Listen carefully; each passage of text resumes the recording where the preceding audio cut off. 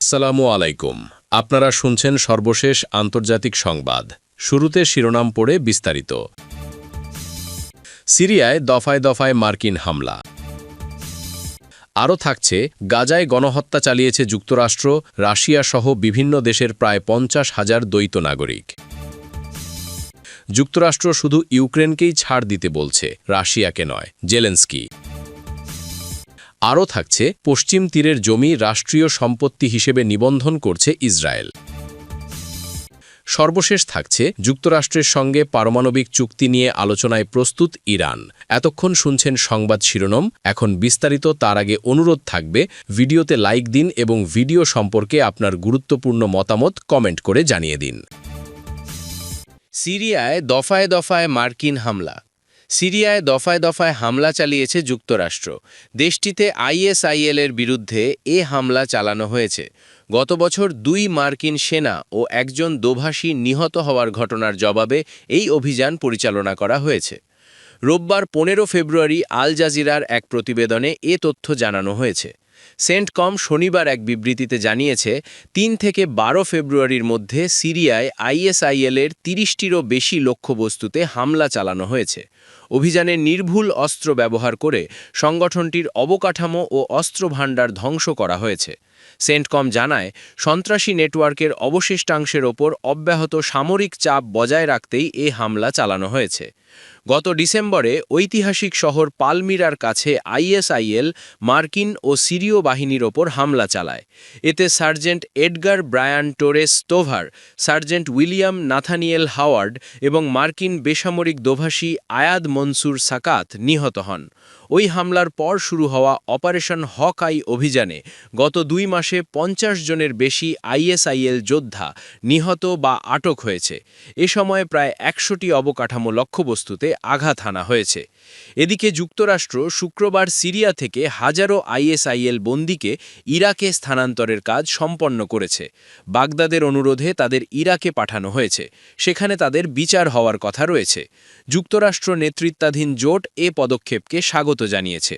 অন্যদিকে সিরিয়ার প্রতিরক্ষা মন্ত্রণালয় জানিয়েছে, দেশের পূর্বাঞ্চলে অবস্থিত আল তানাফ বাহিনী ঘাঁটির নিয়ন্ত্রণ এখন সরকারি বাহিনীর হাতে রয়েছে। বহু বছর ধরে আইএসআইএল বিরোধী লড়াইয়ে এই ঘাঁটি ব্যবহার করছিল মার্কিন বাহিনী। উল্লেখ্য, 2019 সালে সিরিয়ায় আইএসআইএলের আঞ্চলিক পরাজয়ে যুক্তরাষ্ট্র নেতৃত্বাধীন জোট কুর্দ নেতৃত্বাধীন সিরিয়ান ডেমোক্রেটিক ফোর্সের সঙ্গে কাজ করে।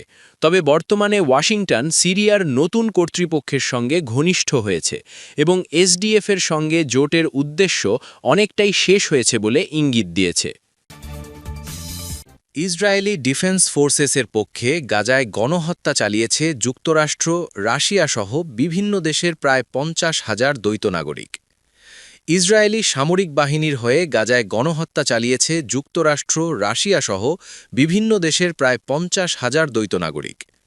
যুক্তরাজ্য ভিত্তিক সংবাদ মাধ্যম ডিক্লাসিফাইড ইউকের তথ্য বলছে, ফিলিস্তিনিদের ওপর বর্বরতা চালানো দ্বৈত নাগরিকদের মধ্যে সবচেয়ে বেশি ইসরায়েলি মার্কিনী। যুক্তরাষ্ট্রের 13,300-র বেশি নাগরিক আইডিএফের হয়ে সরাসরি অংশ নিয়েছে এই গণহত্যায়। 6,400 ফরাসি নাগরিকও ফিলিস্তিনিদের ওপর চালিয়েছে বর্বরতা। এছাড়া 5,000-এর বেশি রুশ ইসরায়েলি, 4,000-এর বেশি ইসরায়েলি জার্মানি নাগরিকও গাজায় গণহত্যা দায়ে অভিযুক্ত হয়েছেন। ইউক্রেন, ব্রিটেন, পোল্যান্ড সহ ইউরোপের বিভিন্ন দেশের বিপুল সংখ্যক নাগরিকও ইসরায়েলের হয়ে চালিয়েছে আগ্রাসন। ইসরায়েলের বিরুদ্ধে সোচ্চার ইউরোপের যে গুটি কয়েক দেশ, তার মধ্যে সবচেয়ে বেশি আলোচিত স্পেন। এই দেশের 4 শতাধিক দ্বৈত নাগরিক গাজা গণহত্যায় অংশ নিয়েছে। তেলাবিবের হত্যাযজ্ঞের বিরুদ্ধে আন্তর্জাতিক অপরাধ আদালতে মামলা করা দক্ষিণ আফ্রিকার 5 শতাধিক নাগরিকের হাতে লেগে আছে ফিলিস্তিনিদের রক্ত। ব্রাজিল, অস্ট্রেলিয়া, আর্জেন্টিনা সহ আরও কয়েক ডজন দেশের দ্বৈত নাগরিকও অংশ নিয়েছে এই আগ্রাসনে। ডিক্লাসিফাইড ইউকে বলছে, তাদের প্রকাশিত প্রতিবেদনে 2025 সালের মার্চ পর্যন্ত আইডিএফের হয়ে কাজ করা দ্বৈত নাগরিকদের পরিসংখ্যান তুলে ধরা হয়েছে। এর মধ্যে অনেক দেশই ফিলিস্তিনিদের ওপর ইসরায়েলি বর্বরতার সমালোচনা করলেও নিজ দেশের নাগরিকদের বিরুদ্ধে দৃশ্যমান কোনো ব্যবস্থা নেয়নি। যুক্তরাষ্ট্র শুধু ইউক্রেনকেই ছাড় দিতে বলছে, রাশিয়াকে নয়, জেলেনস্কি। রাশিয়া ও ইউক্রেনের মধ্যকার চলমান শান্তি আলোচনায় মধ্যস্থতাকারী দেশ যুক্তরাষ্ট্র রাশিয়াকে নয় বরং ইউক্রেনকেই বারবার শুধু ছাড় দেওয়ার জন্য চাপ দিচ্ছে বলে অভিযোগ করেছেন ইউক্রেনের প্রেসিডেন্ট ভলোদিমির জেলেনস্কি। রোববার 15 ফেব্রুয়ারি আল জাজিরার এক প্রতিবেদনে এ তথ্য জানানো হয়েছে। মিউনিখ নিরাপত্তা সম্মেলনে দেওয়া এক ভাষণে তিনি সতর্ক করে বলেন, একটি টেকসই শান্তির জন্য কেবল ছাড় দিলেই হবে না, বরং ইউক্রেনের জন্য সুনির্দিষ্ট ও দীর্ঘমেয়াদী নিরাপত্তা গ্যারান্টি প্রয়োজন। 1945 সালের পর ইউরোপের বৃহত্তম এই যুদ্ধ বন্ধে মার্কিন প্রেসিডেন্ট ডোনাল্ড ট্রাম্পের মধ্যস্থতায় আগামী সপ্তাহে জেনেভায় ত্রিপাক্ষিক বৈঠক হওয়ার কথা রয়েছে। জেলেনস্কি এই বৈঠক নিয়ে আশাবাদী হলেও আলোচনার ধরন নিয়ে ক্ষোভ প্রকাশ করেছেন। জেলেনস্কি তার বক্তব্যে উল্লেখ করেন, শান্তি আলোচনায় ইউরোপীয় দেশগুলোর অনুপস্থিতি একটি বড় ভুল। তিনি মনে করেন, ইউরোপকে আলোচনার টেবিলে রাখা হলে যুদ্ধ বন্ধের সম্ভাবনা আরও বাড়বে। বর্তমানে আলোচনার অন্যতম প্রধান জটিলতা হল ইউক্রেনের দোনেৎস্ক অঞ্চল থেকে সেনা প্রত্যাহার নিয়ে রাশিয়ার দাবি। ইউক্রেন এককভাবে সেনা সরাতে রাজি নয় এবং একই সাথে যুদ্ধবিরতির পর রাশিয়ার সম্ভাব্য পুনরায় হামলা ঠেকাতে পশ্চিমা দেশগুলোর কাছ থেকে অন্তত 20 বছরের নিরাপত্তা গ্যারান্টি চাইছে। যদিও যুক্তরাষ্ট্র 15 বছরের গ্যারান্টির প্রস্তাব দিয়েছে, কিন্তু পুতিন ইউক্রেনে কোনো বিদেশি সেনা মোতায়েনের ঘোর বিরোধী। রুশ প্রেসিডেন্ট ভ্লাদিমির পুতিনকে যুদ্ধের দাস হিসাবে আখ্যায়িত করে ইউক্রেনীয় প্রেসিডেন্ট অভিযোগ করেন, মস্কো আলোচনার প্রক্রিয়াকে দীর্ঘায়িত করার চেষ্টা করছে। বিশেষ করে জেনেভা বৈঠকের জন্য রাশিয়ার প্রতিনিধি দলে আকস্মিক পরিবর্তনকে তিনি সময়ক্ষেপণের কৌশল হিসাবে দেখছেন। জেলেনস্কি 1938 সালের মিউনিখ চুক্তির উদাহরণ টেনে সতর্ক করে বলেন, ইউক্রেনকে বিভক্ত করে শান্তি আনার চেষ্টা করা হবে একটি বিভ্রাম, যেমনটি দ্বিতীয় বিশ্বযুদ্ধের আগে চেকোস্লোভাকিয়াকে বিসর্জন দিয়ে করা হয়েছিল। প্রেসিডেন্ট ট্রাম্পের পক্ষ থেকে দ্রুত শান্তি চুক্তি করার চাপের বিষয়টি স্বীকার করে জেলেনস্কি বলেন, ট্রাম্পের উচিত পুতিনকে যুদ্ধবিরতি মেনে নিতে বাধ্য করা। তিনি স্পষ্ট জানিয়ে দেন, যে কোনো শান্তি চুক্তির আগে একটি গণভোট প্রয়োজন এবং তার জন্য দেশব্যাপী নির্বাচনের পাশাপাশি একটি শক্তিশালী যুদ্ধবিরতি পর্যবেক্ষণ মিশন ও বন্দি বিনিময় অপরিহার্য। তিনি আরও জানান, বর্তমানে রাশিয়ার কাছে প্রায় 7,000 ইউক্রেনীয় সেনা এবং ইউক্রেনের কাছে 4,000 রুশ সেনা বন্দী রয়েছে। পশ্চিম তীরের জমি রাষ্ট্রীয় সম্পত্তি হিসাবে নিবন্ধন করছে ইসরায়েল। 1967 সালে ইসরায়েলি দখলদারিত্বের পর প্রথমবারের মতো অধিকৃত পশ্চিম তীরের বিশাল এলাকাকে রাষ্ট্রীয় সম্পত্তি হিসাবে নিবন্ধনের প্রস্তাব অনুমোদন করেছে Tel Aviv. Israeli public broadcaster KAN এর বরাত দিয়ে আল জাজিরা রোববার 15 ফেব্রুয়ারি জানিয়েছে, প্রস্তাবটি উগ্র ডানপন্থী অর্থমন্ত্রী বেজালেল স্মট্রিচ, বিচারমন্ত্রী ইয়ারিভ লেভিন এবং প্রতিরক্ষামন্ত্রী ইসরায়েল কাৎস জমা দিয়েছিলেন। প্রতিবেদন অনুসারে বেশিরভাগ ফিলিস্তিনি জমি আনুষ্ঠানিকভাবে নিবন্ধিত নয়, কারণ এটি একটি দীর্ঘ, জটিল প্রক্রিয়া যা ইসরায়েল 1967 সালে বন্ধ করে দিয়েছিল। এর আগে অধিকৃত পশ্চিম তীর নিয়ন্ত্রণ আরও জোরদার করতে বেশ কিছু কঠোর সিদ্ধান্তের অনুমোদন দেয় ইসরায়েলি নিরাপত্তা মন্ত্রিসভা। ফিলিস্তিনি জমি ইহুদি বসতকারীদের কাছে বিক্রি সহজ করা এবং ফিলিস্তিনি নিয়ন্ত্রিত এলাকায় ইসরায়েলি কর্তৃত্ব বাড়ানোর পথ খুলছে এসব ব্যবস্থা। ইসরায়েলের নিরাপত্তা মন্ত্রিসভা অনুমোদিত নতুন ব্যবস্থায় পশ্চিম তীরে ভূমি নিবন্ধন পদ্ধতি উন্মুক্ত করা হচ্ছে, যা ইসরায়েলি বসতকারীদের জন্য ফিলিস্তিনি জমি কেনা সহজ করবে।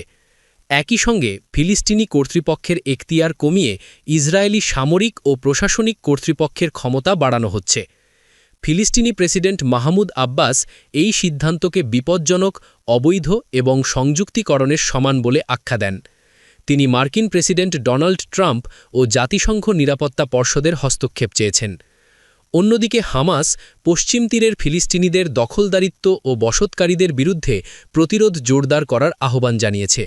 সৌদি আরব, জর্ডান, কাতার, সংযুক্ত আরব আমিরাত, তুরস্ক, ইন্দোনেশিয়া, পাকিস্তান ও মিশর এই সিদ্ধান্তের নিন্দা জানিয়ে বলেছে, এটি পশ্চিম তীরে অবৈধ ইসরায়েলি সার্বভৌমত্ব চাপিয়ে দেওয়ার চেষ্টা।